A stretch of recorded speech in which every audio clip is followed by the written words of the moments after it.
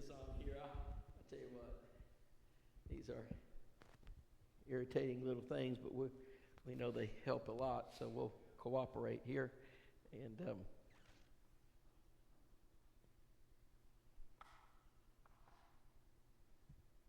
all right.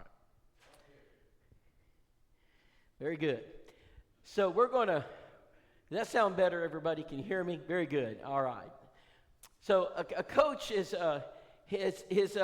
all his planning is for naught if the whistle isn't blown. And if a technician doesn't have an executable file, all the zeros and ones he writes on that computer screen, it doesn't matter. We have to execute, and that's something that we have not traditionally done well in the Church of Christ. We have tremendous sermons, powerful sermons on evangelism. I mean, they will shell the corn, they will singe the hairs, and you feel fired up. But when you're finished, you don't know what to do. You don't. What's the next step? What is the congregation going to do tomorrow? And that's where I believe we have come short in many of our churches. We do not know how to execute. So this is the executable plan. Now, I'm going to give you a 10,000-foot view. These are just some basic tenets of what an executable plan might look like. The true operational model would be in our curriculum. When you enroll in our school, we give you access to the curriculum. Mark and Brock have access to that at this very moment. And so we're going to make sure the elders and preachers have access, because that's how you unfold and develop, at least in the local church, the evangelistic system. But I want to just overview it with the men tonight. The men are to be the leaders in the church. The men need to stand and lead, and we need our men to use their life experience and use the strength that God gave you, the unique identity of being a man and having that authority divinely given. This is when we need it. We need it in the Church of Christ. I want to tell you a quick story as I introduce the topic tonight. This is 2020. My family continued to work during 2020. It was only 2 months we did not. It's only 2 months we didn't travel. It was in April and May. For the remainder of the year, we were traveling. I was coming back from Idaho. It was in around the summer months, and my family was exhausted, I could tell. And we were supposed to be all the way to the other side of the country. We had about 10 days, and it was close to our anniversary. My children were in the back of the car. I said, "Why don't we take vacation?" I said, "We're going to Georgia. We're going to the coast." And I said, "Let's go to St. Mary's and let's just take a few days and rest." I called the preacher. I said, "Listen, Art, I'm coming in a little early. What do you do in St. Mary's?" He said, "Rob, we're the deep sea fishing capital of the world." I said, "I didn't know that." He said, "People come here from all over the world literally to go deep sea fishing." I said, "Okay, I'd love to go deep sea fishing. I've been before." I said, "I need a charter." He said, "Man, you can't get a charter like that." He said, "But it's COVID. No one's doing anything." He said, "I know the best captain. He'd be a year out. Let me call him." So he called the captain. The captain called me and says, "Listen, I got nobody wanting to go out." He said, "You want to go out, I'll take you out." And I said, I'm all in. So I called the captain when I got to St. Mary. I said, "Captain, I'm here. What day can you take me? And what time should I be there?" So he gives me directions. I said, "Captain, what time should I meet you there?" He said, about 2 o'clock. I said, "Captain, that doesn't give us a lot of time to fish." He said, "No, son, that's 2 in the morning." I said, "Okay, 2 o'clock in the morning. All right, yes, sir." I said, "Where am I going to meet you?" He gives me the dock number. I said, "Sir, it's going to be completely dark." I said, he said, "How will I know it's you?" He said, "Son, I'll be the only one there." And I said, "Okay." So I got my family. We went out to the dock, 2 o'clock in the morning. My dad was actually with me at that time. And so we get out there, and it's captain and first mate. First mate just got out of the Navy. At the captain's word, he moves. Whatever the captain says, that first mate is on top of it. I've never seen a man work as quickly as that first mate would work on every word of the captain. His ear was tuned finally to every word he spoke. I got on the ship, it was the boat, pretty large boat, and he said, "Now, son," he said, "what kind of fish you want?" I said, "I want the big stuff." He said, "That's going to take us some time." I said, "I got all the time in the world." I said, I want big fish. He said, why don't you, I got a little cabin down here. You hunker down. You just go to sleep. He says, it's going to be a while. I was worked up, right? I think about it as the big fish, right? So after about 45 minutes or so, I doze off. And some light appears through the window. The sun's coming up, and I wake up. I kind of walk out and looking around, and man, I see nothing but water everywhere. I said, this is great. And the captain says, good to see you this morning. I said, yes, sir. He says, I think we're going to get some bait. In fact, I'm getting pretty close to it. And I saw his helm. Now, I'm a pilot, so I understand what avionics looks like. I'm all in. I've never seen a helm like this. I mean, the technology just blew me away. And he's looking. He says, we're on top of the bait fish right now. He throttles back. He says, your family up? I said, yes, sir. And he says, all right. He said, first mate, let's get some bait. And that first mate had poles. He had 5 poles, all worked up. Everything was in its place, nothing out of place. He gives each one of us the pole. He puts us in different position. He says, just drop it in. All you got to do is drop. He says, when I give the word, click, he says, and then you're just going to reel it up. That's what I did. I reeled it up, and I had bait fish all over my line. All of us did. I've never seen anything like that. And he says, all right, let's put it in the live well. That's our bait. We're going to use that for getting the fish. So we got lots of bait fish. And so he's unhooking it, putting it. He says, now, son, he said, what was it you wanted to get? I said, big fish. He says, I think I know where they're at.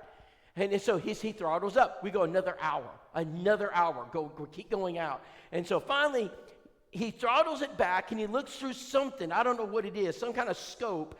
And he's got all this, and he tells the first mate, he said, okay, we're on them. We're coming out on them. And he said, one at a time. He says, who's going first? I said, I will. He said, the captain looks at the first mate and he says, strap him in. They put a seat up, and they literally had a belt, and they have fishing poles as big as my arm, and I've never seen any. It just blows my mind. And so he gets all this out there, and he tells him, he says, let's go about 5 o'clock. He said about 70 yards. He said, that's where you want it. And he puts it out there, and he gets it right out where the captain says. He said, now, son, he said, you just hold on.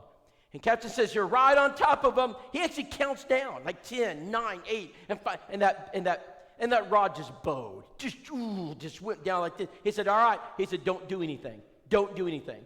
He says, all right, what I want you to do is I want you to jerk the pole back. He said, just pull the pole back, real quick jerk. He says, and then it's going to be a while. So I set the hook, and I began to reel. And I reeled, and I reeled, and it took line, and it took line, and I reeled, and I reeled. And this goes on for 10 minutes or so. And finally, way out there, something jumps out of the water. I said, Captain, what in the world is that? He said, think it's a kingfish, son. I said, wow, I've never seen a fish that big. He said, that's why we call it a kingfish. And so I reeled. I probably 30 minutes where I got this fish up, and I'm trying to figure out how are we gonna get this fish in the boat.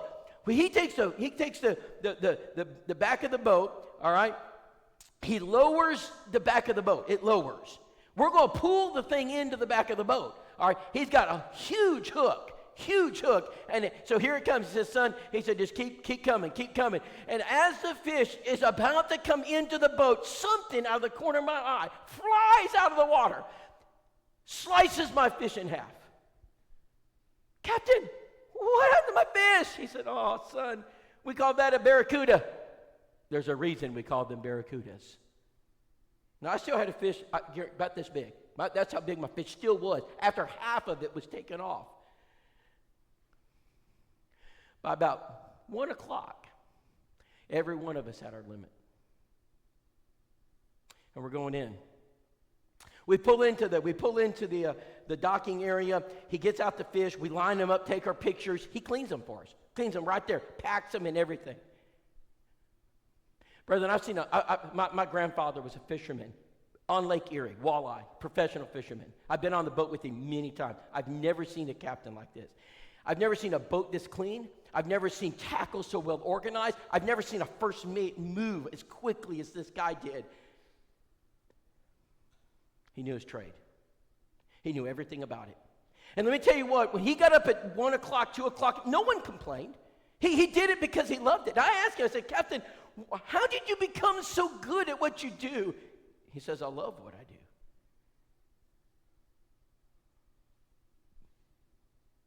I think some of us are more qualified to go fishing for fish than we are fishing for men. And I think some of us in this room are more passionate about going to get the big buck than we are about going out and saving souls. And when it comes to getting up at 2 o'clock in the morning to go get our buck, no one complains. When it comes to the deer lease and the money we got to invest in whatever, blinds and guns and camouflage and feeding plots and all the preparation, the Wi-Fi camera, no one complains. You know why? Because you love it. Brother, I'm going to ask you tonight to take that same passion you have for the big buck. I'm asking you to take that same passion you have for your fishing trip. I'm asking you to take all the passion you have for your pet hobbies and all the things you like to do outside of the church, and I'm asking you to invest in the church of Christ.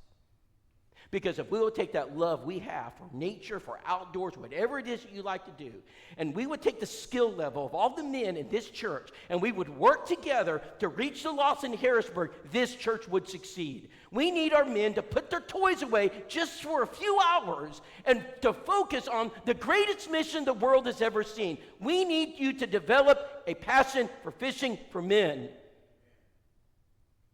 And I believe if we can get our men focused, we'll win. We got the greatest army the world's ever seen. We are the church of Christ. This is not a social club. We are an army of soul winners. Our commander-in-chief has given us unmistakable orders. And he said his final words, they're not ambiguous. They're not hard to understand. Go ye therefore and teach and baptize in the name of the Father and the Son and the Holy Spirit. And I'm convinced tonight if we can help our men wake up and see the urgency and to create the passion inside that they have and the potential, it's incredible potential that our men have to lead our churches. We need leaders in the church. We need men to step up and lead. Your elders are going to need help, and they're going to ask you for help. Your elders are going to need you to step forward, and they're going to need you to take upon your responsibility. They cannot do it without you. Generals don't win wars. It's the troops on the field. And we need our troops. We need our men to step up. I travel this nation, I see a lot of churches, and I see all kinds of efforts being made to grow.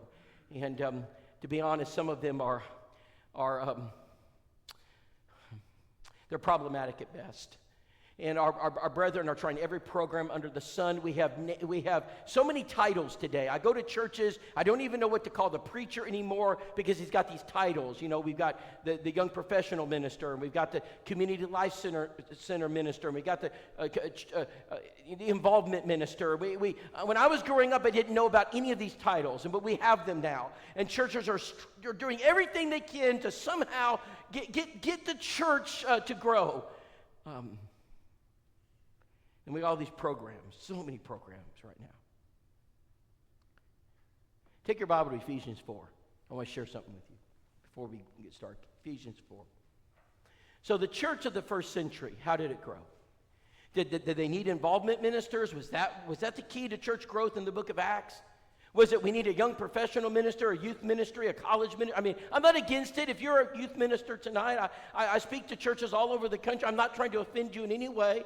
I'm just saying, is that the key? If we could get the right youth ministry, is that the recipe for growth? If we could just get the right, college ministry, is that the? And again, I'm not against it. I think there's some good youth ministries when they're channeled correctly, when their mission is soul winning. I get it. But I want you to look at the first century church. How did the first century church grow? So what did God put in place? Ephesians 4, let's look at verse 11. He gave some to be apostles. So he needed apostles. And that's an obvious place to start. Without the apostles, the church never gets off the ground. That was a one-time office. That was limited to the first century. We don't have apostles today. They didn't have elders. These apostles were almost like elders that were, organizing and overseeing, but yet they were given the keys of the kingdom, Matthew 16, verse 18 and 19, and they were unfolding God's plan for the church.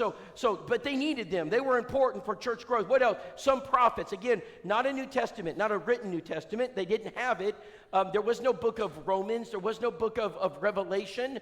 They needed prophets, inspired men who could proclaim the mind of God. And so we had prophets. Now look at this other one. Now this is key. I want you to center in on this. This is what God said the church needs. That God says the church needs evangelists. The church needed evangelists. If the church is going to grow, we need evangelists. So we've got youth ministers, involvement ministers, young professional ministers, college ministers, pulpit ministers, associate ministers. Where are the evangelists? Where are they? Brethren, I travel this country, and I go to 45 to 50 congregations a year. And I want to know where the evangelists are. I mean, I can give you names for all the other positions. And I'm not saying they're not important. I'm not saying they're sinful. I'm just suggesting this. If you put me on the spot right now, Brother Elliot, and said, Rob, name me churches that have evangelists. What are they? Give me their names. Could you name them? No, we got lots of pulpit ministers, and I'm not against pulpit. I spent 23 of my years in pulpits, and I would be considered a pulpit minister, a pulpit preacher. That's my job. But where are the evangelists? And what does an evangelist do? What does the word mean? To proclaim, right? To herald out. And what does the work of an evangelist entail? What does an evangelist do? So I want you to key in on that question, because we're going to find out here in just a minute. Some pastors, that's elders, some teachers, we need, all those are needed for the church to develop. Look at this, 4. Why? Why do we need them? For the completion, for the perfecting of the what? The saints. For the completion of the ministry, as one version says. For the edifying, the building up of the body of Christ. If we want the church of Christ to be built up, to grow, what do we need? According to the Apostle Paul. I didn't write it. What did he say? Evangelists. I want to know where they're at. Brethren, we better start developing evangelists in our churches. And we develop a lot of things in our churches. But we need to develop men that are able to, now, Philip had 4 what? 4? Tell me, what did Philip have? He had 4, what's the Bible say? He had 4 of these. What did he have? Anybody remember? 4 virgin daughters who prophesied, didn't he? Philip was an evangelist in the early church. I'm just suggesting that maybe if we want to grow, we've got to pattern ourselves after the church here, and we need to develop evangelists. We need men. We need to develop some of our men in our pews. I'm not asking the Memphis School of Preaching to develop evangelists. I'm not. Or the Texas School of Preaching. I'm not. I think they will, but I'm asking Harrisburg. Let's develop some evangelists in our church. Let's find some men, let's equip them, let's train them, and let's help them develop a skill set so that we can utilize their I didn't say they do all the work. An evangelist doesn't do all the work, but they equip the church to do it. That's the point. They equip the church to do the work. So an evangelist isn't out there doing everything for you. They're equipping the church to work together to do the job. And that's what we have here. In fact, that is exactly what Paul goes on to say in Ephesians 4. In fact, this is what he says in verse number 15. But speak the truth in love that you might what? Grow. Grow. Winston Churchill said, he who plans to fail is he who fails to plan is planning to fail. So what's your plan for church growth? I would suggest we start with Ephesians 4 and we develop evangelists. We get back to a time where that becomes a very centerpiece of our churches. Evangelistic churches, churches that focus on their mission, churches that make that the centerpiece of who they are. It becomes their culture, it becomes their identity, it becomes their characteristic. That's what we have to do. And if we're going to make that happen, here are 10 things you can do. Number 1, you need to procure your equipment. No soldier goes to war without getting his equipment. You need Bibles. Unlike any time before, we need lots of Bibles. You know why? Because if you go up to the average person that comes from Generation Z or an Alpha or even a millennial, and you ask them if they have a Bible, the common answer is no. I'm not talking to baby boomers. I'm not talking to Generation X. I'm talking to your generation.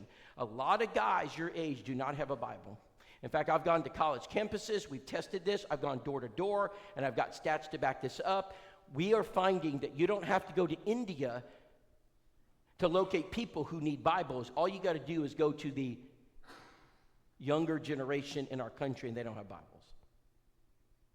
We need to procure, we need Bibles. We need Bibles prepared to hand out and give out. It's simple. I can't tell you how many times I've done it. It works. All I got to do is go up to someone in their early 20s, mid-20s, and I say this, hey, our church is passing out Bibles today. Do you have a Bible? They'll say, no, man, I don't have a Bible. Would you like one? Yeah, I'd love a Bible. Here's a Bible. And, hey, is there anything you ever want to know about? Is there anything in that Bible you have questions about? You know, there are. I said, well, what do you got? What questions you have? Hey, man, I tell you what, if you want to get together tomorrow night, or you just tell me when, I'll be glad to share some things with you. It's not hard. I can't tell you how many Bible studies we get into in college campuses doing that. It's so simple. It's just a Bible. We go door to door, and I say, hey, do you got a Bible? No, I don't have a Bible. Now, I'm not talking about your generation. Most people in your generation have Bibles. I'm talking about your generation. They don't have them. They just don't. What about a Bible study tool like Back to the Bible? Does it matter? Believe the Bible. What about tools? Does a soldier need tools? Sure. Do we equip our soldiers for the U.S. military? Absolutely. Do we give them the best we got? Sure. What about our soldiers in our churches? Do we equip them? Do we make sure they have the tools they need? Because I promise you, they're not going to be able to conduct Bible studies if they don't have tools. They need to be equipped with tools. And we need to make sure they have what they need. So some studies are good for people who have a general knowledge of God. Some studies are for people who have no knowledge of God. Some studies are designed for people who grew up in a church. They know the truth. They just never obeyed it. In fact, they're sitting in your pews. They're 17, 18, 19, 20, 21, 22 years old. They've never obeyed the gospel. You say, what do I do with this young person? Grew up here in the church, never obeyed the gospel. I know exactly what to do with them. I got a tool for them. It works extremely well. So, well, I thought I'd have a good talk with them. Well, good luck. What they need to do is have a Bible study, but with a tool designed for them. And so just like when a man goes fishing, he knows when he gets the spoon out and when not. He knows when he needs a jig and when he doesn't. He knows when he needs a plastic worm or real worm, shrimp, or whatever it is he's going to use. Listen, he knows. That captain knew exactly what I needed. He knew exactly what time of day, where it all was, because he focused on it. And so let's just not throw Jell-O at the wall and see what happens. Let's make sure we have the correct tools to use in the correct situations. Let's make sure we have materials to help members bring people. So if we're going to bring people to this church and get people here, are there any tools to help me do that? And there are, and they're very effective. Let's make sure we have materials for new converts. What's going to happen with that new convert to help them grow, to keep them from walking out the back door? They walk in the front door, they walk out the back door, we never see them again. I would suggest you lock the back door, don't let them out. How do you lock it? They will leave quickly. Very quickly. I learned something about Generation Z. Zoomers. Here's what I learned about Generation Z. Easiest generation to convert. I'm 100% converting Generation Z. I've never studied with a Generation Z and not baptized them. I'm talking about guys that are rough. I've met them. I mean, rough. I meet guys just. I met two guys last year, and they had no church background whatsoever. We had a church event. They showed up. We prospected, got the Bible study. I mean, they're not hard to convert. But I learned something about Generation Z. Very hard to keep. And I think I know why. Because of their culture.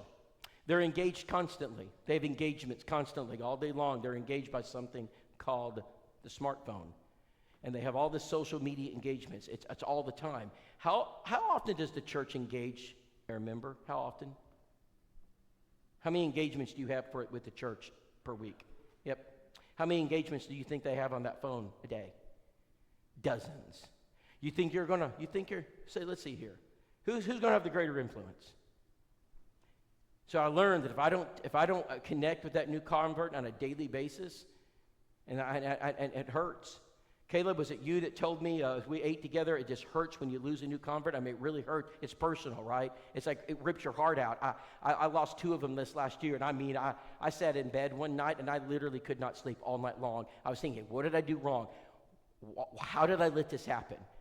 And I analyzed. I went back and I found out, what did I do wrong? Well, I was treating Generation Z like I treat Generation X or baby boomers who were raised in church homes, who come from church backgrounds, who have, religious roots. They do not. They have none of that. And so we had to go back to the drawing board. And I had to realize I need to get some tools to help churches with new converts beyond a new convert class. Because that's just 2 engagements a week. That's it. Sunday, Wednesday, it's all. And the odds of keeping a new convert, if that's your plan, if your plan is just to have a special class for, and most churches don't even do that. But if you did that, and we did at Glencoe, if that's what you think is going to, you're wrong. It doesn't work. It's not enough. You got to have tools. You got to engage them constantly. So we're going to begin by making sure the church has the tools they need to do their job. Not the preacher. I'm not concerned about your preacher. Not the elders. Listen, I'm glad you have tools. I want you to have them. I want you to have them. I want every member of the church to have what they need to be successful. Number 2. So take your tools and put them out there where people can get them. So what do we do with most of our tools in the church? Where do they go? Library, filing cabinet, corner, closet, and we lock it up. The members have no idea where it's at. In fact, I'll give you a quick story. 2 years ago, 2 years ago, I went to a church, and it's a church about 250 members. I trained them. They procured their equipment. They had everything they needed. Walked out the doors. I was certain they were going to do well. And I noticed over about a 2-3 months period, their reports were getting worse. I was having a hard time getting in touch with them, and I could tell something was wrong. And then about 6 months later, one of the elders called me and says, Rob, we need to talk. He said, we dropped the ball. He said, all the work that we did. I said, what do you mean you dropped the ball? He says, we made some critical mistakes, and we need you to come back. And I said, brother, I am booked solid. I said, I can't just show up. He says, no, you got one Sunday, first Sunday in January. We notice it's open. Can you come then? Don't ever publish your schedule. Brethren, they don't know what family time is. But I went, because they're only about an hour away, I actually went to my family and said, would you permit me to go just on Sunday, and I'll be right back the same day. And as a good wife, my family, they said, yes, Dad, go do it. So I did. I'm telling you this because this falls right in line with point 2. I don't know a better way to teach point 2 than this story. So I walk inside the church building. The first thing I looked for was this. I want to know where your evangelism table is. I want to know where all the materials are, because we teach you, that's one of the first steps you take. You equip your saints and you put the stuff out there where they can get them. And if you don't do that, then you really can't do anything else. You got to equip your people, and you got to put it out there where they see it, it's visible. And so these are pictures of actual evangelism tables, and I'm looking for it. It's not there. It's nowhere. I mean, I look, they got a huge foyer. So I went and preached. I preached my heart out. I was pretty sharp that morning.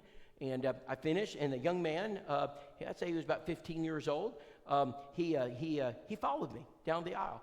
This is, right after the sermon. Worship's not closed just yet, so I go back, and I notice him following me. He says, Mr. Rob, he's hitting me. Mr. Rob. I said, hey, what's your name? Ben. Hey, Ben. What can I do for you? Mr. Rob, do you need those little booklets? I said, let me see if I've got them. Yes, I do. He said, Mr. Rob, he said, can I have them? I said, sure. Well, may I ask why? He said, well, I got a friend I want to study the Bible with. I said, son, do you not have these anywhere in this church? They bought 500 sets. That's how many they bought, 500 sets. I said, you got any? No, never seen them. Have they announced any? Nope, never heard it. I said, just when you were here, a while back ago, you talked about them. I won't tell you what my blood pressure was. So I'm going to go now sit with elders, and they ducked their head, and they said, Rob, listen, we messed up. We need help. I said, brethren, I'll be glad to help you. I said, I love you. I said, but let me start with this. Let me tell you the story of Ben. I told him the story of Ben. I said, brethren, where is the equipment? In the closet, Rob. It's all those boxes, they're in there. True story. How in the world are our churches going to fight a war when we put the equipment in a closet and lock it? Unacceptable. Completely unacceptable. So I go to another church, and the guy calls me after I've been there. And these are true stories, fellas. Because I want you to understand the importance. Don't underestimate the importance of just one thing. He calls me and says, hey, Rob. He says, you know how we're supposed to put that evangelism table out in the foyer? I said, yes. He said, Rob, I did it. I said, great. He said, Rob, it's gone. I said, man, the brethren were hungry. He said, oh, Rob, you're so optimistic. He said, no, that's not what happened. He said, Rob, I thought something was going on, so I put some more material out there, and I went back a few more days. It was gone. I said, brother, his name's David. I said, David, where's the equipment? Where are the materials going? He said, well, Rob, I called one of the leaders, and the leader said, oh, are you the one that putting that gaudy-looking table in our foyer? And he said, well, yeah, that's what we're supposed to do. He said, well, one of the ladies complained. And she said when we built this $3 million facility, we had bylaws. And in those bylaws, it said only approved items go in the foyer. That has not been approved. We cannot, and it doesn't match the decor. The ladies are very upset about that table, and we cannot be putting those gaudy-looking things in the, we put them in the coat closet. That way no one gets offended. This literally happened in the Church of Christ. And I took a breath. I said, David, do you still have a job? Because I probably lost my job at that point. At his age, I would have, not now. And he says, yes. He said, I just took a breath. I said, what do you plan to do? He said, I'm going to do my next lesson, which is I'm going to talk about the materials in the coat closet. And the lesson is called Materials in the Coat Closet. I said, I like it. I love that. I wish I could come to listen to that lesson. So he preaches a sermon called Materials in the Coat Closet. And when he's done, he stands back by the coat closet, Rocky, and he opens the door, and he stands there. Guess how many people walked into the coat closet and get the material? Just guess. Not one. Brethren, if we can't put evangelism materials in our foyers because it doesn't match the decor, maybe we should sell the church building and go home. This is not home interior. This is not good housekeeping. This is a church of Christ. We are an army of soul winners. Our job is to equip people with the tools they need to do their job. I could literally spend the rest of the time on this one point. And you might say, Rob, this is so obvious. It's not obvious because we don't do it. Put the materials out here and let the members take as much as they want. If we can spend $20,000 recapping a parking lot, we can certainly give the brethren Bible study materials. I was at a church this last year, and the elders took me outside. This, Rob, you smell that? I said, yeah, it's oil. Look at that parking lot. $200,000, preacher. I thought to myself, well, I can't wait to get in the meeting and talk about the need to have back to the Bible. We'll see how this goes. They probably don't have $1 left. But we got a parking lot. Unbelievable. Number 3, provide congregational training. You need to train your people. How many of you have ever been to a training class to learn how to do something? Just a school, just a class, teach you how to use a combine, teach you how to use a seeder, teach you just something, teaches you something, right? Why do businesses spend time training employees? Why? Y'all tell me. Why do they do that? More effective. That's right. I bet you go to training all the time, Rocky. I guarantee you live in training, right? It's about, how to use this, what to do in this scenario. It's always to be more efficient, more effective. Safety training, always safety training, right? Wear the hard hat, whatever it is, training. Now, let's get real. How many of us have ever been to a class in the Church of Christ to train us? I don't know what to do when a visitor walks through the doors. I haven't. How many have ever been to a training class that would teach us how to actually conduct a Bible study? How many of us have been to a training class that teaches how to greet a new mover in your community? How to use House to House properly, the magazine? Or how about how to be a silent partner? How to pass out an invitation card? How to start a gospel conversation with someone you don't know? How many of us have ever been to a training class on how to set new converts up to do daily devotionals or mentor new converts or have a new convert class? How many of us have ever been to a training class that teaches us how to refer names, so we can, as a church, reach out, write cards to, brethren, here's the fact, we have not. We don't have training classes like that, and that's one of the reasons our churches are failing. We're not training our members. Our members don't know what to do. They're good people. They love the Lord. They really are. You're some of the best people on the earth. But if you're not trained, I'm sure, Jason, you said you had a few employees there on the farm. I'm sure the first thing you do is throw them in a combine and say good luck. No, I'm sure that's the last thing you do. You're not going to let somebody touch a pallet jack without teaching them how to use it. I mean, you go work for Walmart, you have to be certified just to touch a pallet jack. You're going to get trained. You're going to get a certificate. We're not just going to throw you out there because you're going to hurt somebody or you're going to break something. But in the church, I'm trying to help you understand. In the world, you all get this. We all understand this in the world. Why can't we see it in the church? Why can't we understand if we don't train our members how to do things, they're not going to do it. They're going to say, Brock, that's your job. We're here for you, Brock. Go for it, Brock. That's what they do. So you have to have training classes. One of the things that we're going to give you is a curriculum to train your people. You got to train your members. You got to train groups of people to be experts in different things. Not everybody's an expert in everything, but you got to have training, and that is so important. It's important in every avenue of life. That's why you have boot camp. You train your soldiers. All right. Number 4, you got to promote an evangelistic culture. So everything in the church becomes mission focused. So everything in your church is designed to do one thing. So Miss Nyla, I talked about Miss Nyla last night, the 18-year-old girl. She's basically like a daughter to us. She goes up to boot camp. She's in Chicago, and she's at boot camp. What's the goal of that boot camp? Everything she does at boot camp. I mean, everything from eating to sleeping. Everything she does there is for one goal, one purpose. I'm going to teach you how to win a war. And everything we do is going to be designed to teach you how to win war. That's it. And as soon as the military forgets that that's their mission, win war, and they get distracted with all these other political things, we're in trouble. We're in serious trouble. Okay? So we got to make sure that we understand that. Okay, so again, I go to the secular world. I try to get you to understand what I'm saying. Now we come back to the church. What's the one thing in the church we're supposed to be doing? Steve, what's the one thing we're supposed to be doing? One thing God says do it. Go save souls. So should not everything we do in our church in some way be designed to help us do that?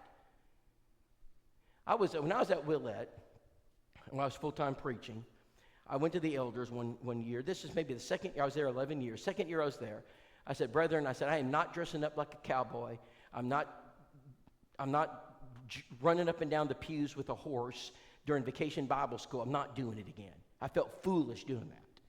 I said, I want to have a biblical vacation Bible school, like Moses, Elijah, Peter, Paul. I said, I don't need to do Barney, Transformers, or whatever else it is they want to do. I want to do something that has to do with the Bible. They said, we agree. Most vacation Bible schools are way out of hand. We have lost the purpose of VBS, all right? And so I said, and here's my mission statement. I want our VBS to be evangelistic. So whatever we do, I want it to be focused on winning a soul. And they agreed. They said, how do we do it? I said, well, I got some ideas. So we implemented it. We did it. Okay, we made it Bible-centered, Bible-themed. And the goal of every church member now is to find somebody who's in the pews that's not a member of the church, and we're going to engage them. And we role-played this out. Now, I realize that if I don't do it, the members aren't going to do it. So I sit down. Right behind me, there's a lady, and she sits down, and she has 2 granddaughters. She's broad. And I turned around and said, ma'am, my name's Rob. What's your name? My name's Phyllis. I said, nice to meet you, Phyllis. I said, you got some pretty little granddaughters there. Yep, always bring them to VBS. I said, nice, yes, ma'am. So they go to, now my whole goal is I'm going to bring Phyllis to Christ. She's on my target list now. And when I put you on my target list, I am relentless. I will baptize you. She's baptized. In my mind, she's already baptized. Now I'm going to do everything I can to get her there. So every time I see her, and she comes every day to our VBS, she comes, she sits down, and I'm engaging her. My wife, we're eating with her afterwards. And finally, the last day, Phyllis says, well, preacher, I'm sure going to miss you. I said, well, maybe not. I said, why don't I come by and see you sometime? Well, I'd be just fine. She said, now you got to be careful. My husband don't like you. I said, if I met your husband, nope, he don't like people. I said, well, now he'll cuss you. I said, well, I've been cussed before. It'd be okay. She said, but you come over. I'll try to make him be nice. And that's what she said. Now, of course, I'm scared to death now. I'm going to be cussed at the door. But so I go to the door. I knock on, I open it up. There's more smoke in that mobile home than there is oxygen. It pours out, you know. And oh, that's the preacher. Phyllis says, honey, just tell him come on in. He wasn't too bad. I came in and he sat down and Phyllis sat down. We just talked. And I said, Miss Phyllis, I said, got a question for you. What'd you think about the Willette Church of Christ? Now, what am I doing? My transition questions. Oh, I liked it. I go through. I said, Miss Phyllis, would you like to know more? Yeah. I said, Miss Phyllis, would you like to know more about the? Oh, I sure would. I said, I just so happen to have these little booklets and be glad to do these with you. And sir, I don't want to do them. Phyllis says, I do. I said, okay. So we baptized her, just like I thought we would. I never give up on people. I will get to you, sir. It's just a matter of time. And so I just keep coming back. Sometimes he does cuss me. He doesn't like me. I realize that. And but he has a heart attack. Everything changed.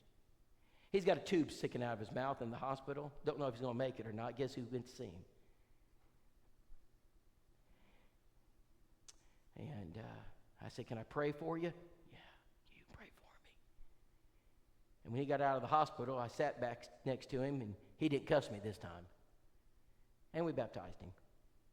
And from that day forward, Vacation Bible School became an evangelistically centered event. They saw the preacher do it, now the members do it. We're looking for people who are not Christians in the pew. We're going to engage them, and our whole goal is to bring them to Christ. Nothing at Willette brought people more than VBS. We had 100 people come that were not Christian during VBS. It's an incredible opportunity. Now, my question is, how do you do number 4? Just like I said. Every benevolent activity you do should be what? Evangelistic. So the next time someone calls you Brock and says, Brock, are you the preacher? Yes. Do you help people? Of course, Brock says yes. We need some food. Well, of course you're going to give them food, but you know when you're going to give it to them? Sunday morning at 9:30, and we can't wait to meet you. Oh, I just can't get there on Sunday morning. That's just too early for me. Don't worry, we do it again at 10:30, and we can't wait to meet you. Oh, Sunday mornings are not good for me. We do it at 6 o'clock again. Can't wait to meet you. Well, sir, I need a day of rest. Sundays are okay. We do it Wednesday night at 7 o'clock, and we do it at 6 o'clock too at this church. And I don't drive. Don't worry, we'll pick you up. This really happens. Her name was Kim, and we picked her up.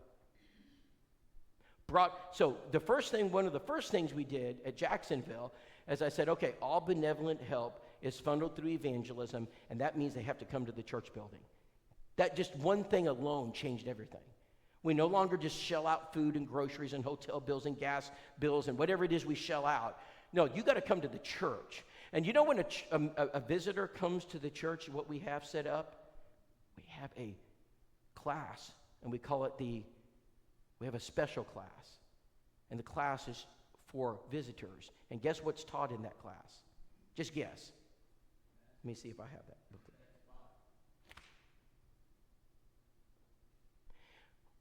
Is there a rule that says visitors must come to the adult class? Is there a rule that says that? Is there any reason why they can't come to another class? Do they know what class they're supposed to go to when they walk in? How about if we said, hey, we got a special class for first-timers. I think you'll love it. It's right over here. The Northern Oaks Church of Christ will baptize 15 people a year doing that. They had 27 baptisms last year. So when people come, they have a special class just waiting for visitors. And sometimes they come for benevolent help because the church said, hey, we'll help you, but you got to come. So in other words, everything starts being funneled through what we call the funnel, right? The funnel. Everything goes through the funnel. So the funnel effect is important because the funnel effect helps change culture. So if it's a graduation banquet, it becomes evangelistic, and you can make an evangelistic event out of a graduation ceremony. You can. We've done it many times. Everything we do, Bible camp, is about evangelism. We're going to save souls. So we've got to think about how do we do that. Number 4. So that's part of the transformation. Number 5. That's Miss Kim. She's the lady I was telling. We baptized her. This is number 5. We got to produce contacts. Where do contacts come from for MasterCard? What's MasterCard, Visa? What's their number one source of customers? You know who it is? You know where they get them from? Anybody know? That's right. We'll give you a $100 gift certificate if you refer grandma. We'll give you a $100 gift certificate if you refer your neighbor. They're called referrals. Every business knows that. And that's why Dish Network and DirecTV or whatever it is, Netflix, whatever it is, Netflix does it too. You know, $50 will give you, or give you 3 months free if you refer a neighbor. Every business out there knows that. And brethren, this is frustrating to me. This is one of my points of frustration because we should know that in the church. And when is the last time a local church went to their members and said, we need you to give us names. We need you to give us people you know so that we can help bring them to Christ. Referrals. We need referrals in our churches. How are we going to do that? Well, we'll teach you how to do that. But your members should be in a habit of referring people weekly. Every week we should have people being referred. So referrals are very important. So we call that the target list. Everybody needs a target list. I've got a target list. I'm going to share it with you a little bit later this evening. I'm going to give you my target list. I got names on it.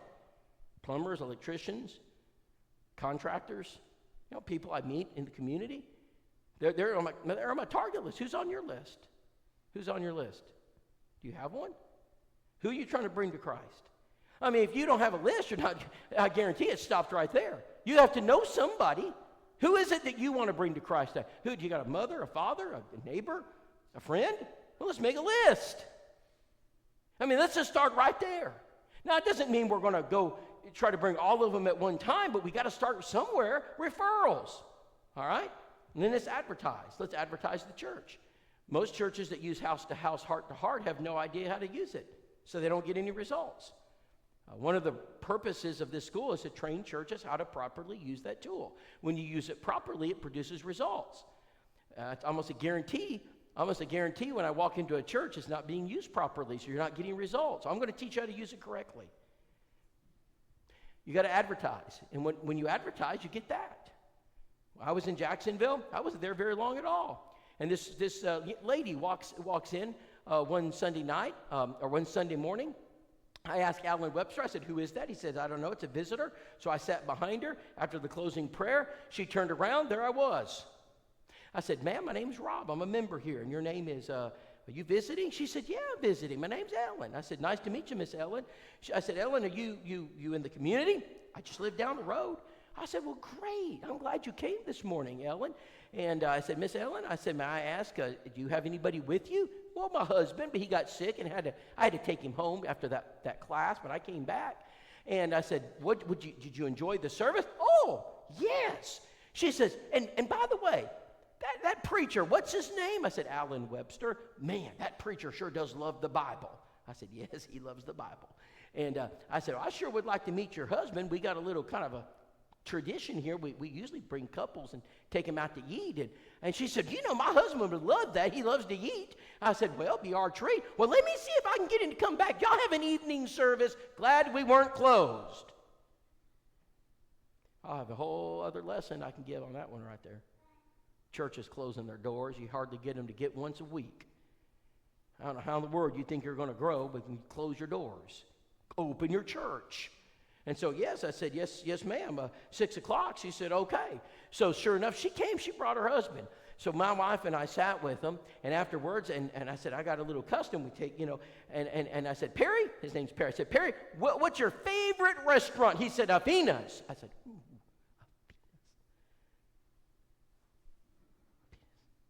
Perry, I tell you what, why don't I take you to Afina's?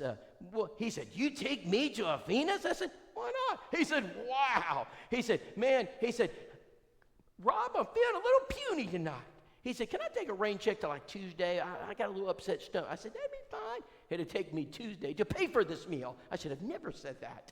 And so anyway, I don't, by the way, this is food for thought. I don't let people pick where they go to eat. I pick Zaxby's because I am not going to Athena's again. That is way too much money. And so I suggest you have a restaurant picked out. Do not let them pick. And so anyway, so we go to Athena's on Tuesday to eat, right? And we sit down. So what am I doing? I'm going to use my introductory questions, right? That's what I do. Hey, Perry, where are you from? I just grew up in the local area. I said, I didn't. Tell me about it. And he's all in. I said, Perry, what do you do for a living? Pest control. I said, well, tell me about it. What was that? What do you do? Third question. This is when we got it here. Third question. I said, Perry, what do you like to do? He said, sports. Love to watch ball. I said, me too. I said, what do you like NFL? No, don't watch that anymore. Disrespectful. I said, me neither. Doesn't matter what he says. Okay, I'm not there to argue with him. So whatever he says, I'm just going to find agreement. Okay, Perry, you watch basketball? No. Football, basketball. Perry, watch baseball? Too slow. Okay, so I don't even know what to say anymore. I said, Perry, what do you watch? He said, Rob, it's all in the college. No pros. I said, now, okay, got it. Yes, okay, good. I said, Perry, what's your favorite team? He said, Rob, go Alabama. Oh, no. Go Alabama. If I got to like Alabama football to get a Bible study, so be it. I don't care. I want a Bible study. I don't care. So we talked about Alabama football. And this is what Perry said. Hey, Rob, he said, we got the greatest coach who's ever lived. I said, yeah, Nick Saban. Rob, we just built a statue for him right out in front. I said, I know. In the Bible, we call that idolatry. I did not say that. I'm sorry. Should have said it, but I didn't. And anyway, so we talked. So at the end, I said, hey, Perry, do you know the national championship game's coming on tomorrow night to Monday night? He said, yeah. Gonna watch it? Wouldn't miss it. I said, I got a big old screen at my house. Big. It's a football room. Guy I bought the house from had a football room. I mean, it's unbelievable. Why don't you come watch it with me? Really? I said, yeah, we're having a football party tomorrow night. Ooh, what in the world was that? That was my wife kicking me because she did not know about this party. Minor detail. And I said, you come over, we'll have a bunch of food. And so on the way home, my wife says, who's cooking for this party? I said, well, honey, and who's coming to the house? I said, well, just Perry and Ellen. They came to the house. What do I want? What do I want, everybody? What's my goal? What do I want? That's right. I'm going to get it. I'm determined. When I met Perry, I said, he's baptized and he doesn't even know it yet. I'm very determined. I run through a brick wall. Nothing's going to stop it. I'm going to do everything I can to get Perry to become a Christian. You got to be determined. Don't get discouraged. Don't get sidetracked. It's not about the football. It's about the Bible study. So he's in my house. We're watching the football game. It's a blowout. So I turned it on at halftime. I kind of turned it down. I said, Perry, I got a question for you. Why'd you come to the Jacksonville Church of Christ? Why'd you come? He said, well, 21 years ago, Rob, we moved here, and y'all started sending us this magazine called House to House, Heart to Heart. I read it every time. He said, Rob, recently our church stopped following the Bible. He said that. I said, what do you mean? He said, well, it's like this marriage thing, you know. Men are getting married, and our church says it's okay. And I'm looking for a church that follows the Bible. Y'all always talk about the Bible. I said, Perry, do you know a lot about the Jacksonville Church of Christ? He said, don't know anything about y'all, except y'all looks like you follow the Bible. I said, would you like to know more about us? He said, I would. I said, Perry, I just so happen to have these little booklets are called Back to the Bible.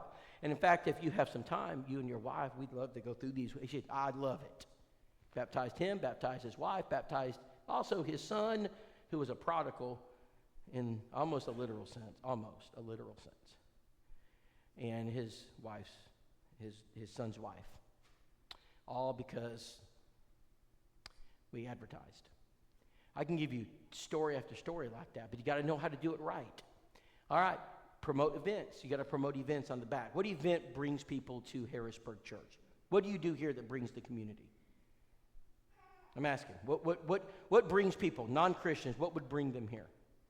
Y'all do Vacation Bible School? Because that almost always works, especially people will come for that. Is it is it a fall gathering, some type of, you have Big Pig Day. In Alabama, they got Big Pig Day. You know what Big Pig Day is, Mark? They dig a hole, they put a pig in it, and they smoke it all day. Y'all know what that is, Big Pig Day? That brings them in Jacksonville. What do you do that brings people? Okay, does that bring people? All right. We want to get as many people here as possible because it's not about candy. It's not about pumpkins. It's not about whatever it is we do. It's about souls. And we're going to make it evangelistic. And so we start advertising events to get people to come to our church buildings. And whatever that is, we advertise. We give away free things. And what happens when we start doing this and we do it again right? I get this. She calls the church. She called the church. She said, I saw that y'all were advertising a marriage class. I said, and the secretary said, yes. She says, I need some materials. And she said, well, ma'am, we'd be glad to get it to you. Can I have your address? Well, the policy at Jacksonville at the time was mail anything they ask you for. Wrong policy. And I said to them, I said, don't do that. They said, we always mail things. I said, that's why you don't baptize anybody. I said, what we need to do is go to the door, and I need to meet them. I said, put me at the door. I said, well, baptize them. And so we go to the door, my wife and I get to meet, her name's Brenda. She actually opens the door. Her name's Brenda. She opens the door, and she said, yes, can I help you? I said, my name's Rob, my wife, Nicole. We're with House to House. Oh, yes, the marriage stuff. She said, you bring it? I said, yes, ma'am. Oh, well, thank you so much. I said, now, Brenda, I have a suspicion you just got married. Oh, I did. And I said, well, wonderful, Brenda. I said, who's the lucky man? His name is Daniel. And in fact, he's right over there sleeping. I knew we had a problem. I could tell by the tone of voice. And I said, Brenda, what's Daniel do? Well, he works all day. Then he comes home, and all I want to do is talk to that man. He gets on the couch and goes to bed. She said, but I'm so glad you're over here at the house. She changed completely. And so we're talking, and I said, well, Brenda, is there anything I can help you with here in the community since you're new? Yes, there is. She says, sir, do you know where we can find a church? I said, I think I do. I said, yes, ma'am. And she said, I got another question. I said, yes, ma'am. She said, do you know anything about the Bible? I said, a little bit. She said, good, because my husband knows nothing about the Bible. She said, you stay right here, sir. I'm not, brethren, I promise she did this. I'm not making this up. My wife can tell you. She goes over to the couch. The couch is over here. She wakes her husband up, brings him back to the door, and she puts him right in front of me. Now, he's doing this, trying to wake up. And she goes like this. She says, Daniel, we're going to teach you the Bible. That man knows nothing about the Bible. Now, we baptized 7. Why? Because we went to the door and we met him. That's why. Because I didn't mail it, and we know how to advertise. What are you advertising in house to house? Anything? Or are you just letting us do it for you? You got to learn how to use it. If you don't know how to use it, it won't work. Because there are things that you can put in there, and it's yours. That back page is yours. And people will respond to you if you do it. But you got to know what they're looking for. And there are certain keys at communities almost every time. I'll give you a list of them. You advertise something like, hey, we're having a, coping class on Tuesday nights at the community center. And here are the topics we're going to talk about. Anxiety and depression, drug addiction, alcoholism. Don't do it at the church building. They're not coming. Community center, rent it out. You'll fill it up. You'll have people showing up because they need help.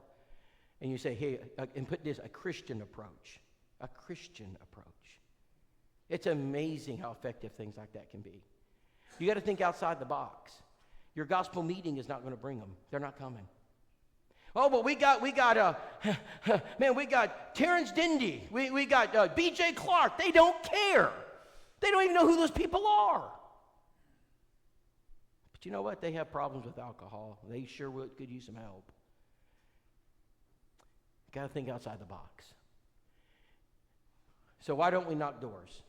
Be honest with me, guys. Why don't we do this anymore? Why is it such a struggle to get our church members to knock doors? Why, Brock? Okay.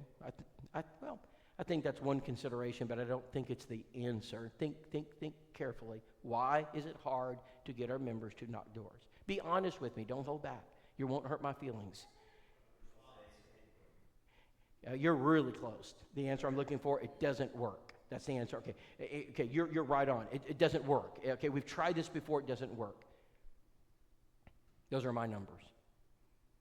Since you're so far away, I'll read them to you. Our success rate when we knock doors, 30%, 25%, 20%, 19%, 83%. Remember that number? 33% overall, 27%. That's our success rate at the door. Would y'all like to know how we do that? If you had a response like that, it wouldn't be antiquated anymore, would it? The reason we don't like to knock doors is because we get about a 0.1% success rate, and our members don't like it, and it doesn't work, and they don't come. You say, Rob, how do you get a success rate like that? I've done this all over the country. I've done this in blue states and red states, urban, suburban. I went to the transgender city of Columbus, Ohio. It is the transgender center. Their flags are everywhere. It's hard to be there. I believe you me, it's hard. And we had a 30% success rate there. 30%. And so how do you get that? Well, I don't have time to teach you. I'm about to give you one nugget. 83%. You know what that is? It's called new movers. We have the name and address of everybody that moves into Harrisburg. Would you like that information, Mark? Would you like to know, Brother Elliot, every single person who moves here? Would that be valuable? Anybody here ever owned a business before? Would you like to know the name and address of every single person that moves into the community? Would that be worth something to you? You know how I get it? Same way Lowe's gets it. Same way Home Depot gets it. They buy it. There's companies out there, and that's what they do. Their whole company, their whole mission, their business is based upon, we will give you information on people who move into your community, demographics, addresses, and they do it. And Lowe's buys it, Home Depot. Anybody ever move? In the last 2 years, who here's moved? The last 5 years, who's moved? Okay, when you move, Austin, when you go out to your mailbox, what do you find in the mailbox? Home Depot, 10% off, come see us. How do they know? No, don't worry, don't do Home Depot. The next day, Lowe's will give you 15%. Okay, Lowe's, 15% off, come. Ace, 20%, come. How do they do all that? They buy it. They buy the information. Well, we do it too. House to house buys the information. In fact, tonight, I'm going to give it to you. I'm going to give you the name and addresses of the people moving here. I know how many people move here. I know the average, your 6-month average. I know what it is. Why is that important? Why is that important? I'll show you why. Because if you know how to approach a new mover, 83% of the time, overall 75% of the time, they become a contact. 75% of the time, they give you a favorable response. If you do it right. So here's the first thing I want to do. I want our ladies. My wife right now is teaching your ladies how to do this. I want our ladies to go shopping in the name of the Lord. It's God-authorized shopping, and they're excited. They've been preparing all their life for this moment. They're going to go to the store with a list, and they're going to get new mover baskets. It's going to cost them about $11. It used to be $10. We've had some differences in our Dollar Trees. They're not $1 anymore if you don't know that. And so it's about $11 or $12 now. And we're going to get our new mover basket. And we're going to get, and we're going to make 10, 15 of them. And we're going to learn how to approach new movers, what to say, what not to say. And 75% of the time, if you'll follow the training, and it is key, training, you'll make a contact out of every new mover. It's really, really good. People are most likely to change churches when they move. A couple of generations ago, if a family or an individual moved from one city to another city, they usually stayed in that same denomination. Those days are over. Now, I don't want to date you, Brother Steve. I'm not going to date you, but I'm going to take you back to your boyhood. I won't say how long ago that was, but it's been a while. And when your family moved from one city to another city, if they were Methodist, what are they going to be when they move to the new city? Methodists. If they were Lutherans, what are they going to be? Lutherans. If they're Catholics, what are they going to be? Catholic. That's what used to happen, Mark, when you were growing up. That's what happened. Today, you know what happens when people move from one city to another? They don't care where they go to church. It's not like that anymore, fellas. They just want to go to church. They don't really care. Why don't they come here?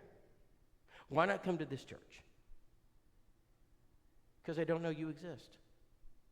Because you've not invited them. But I promise you the Cowboy Church will invite them.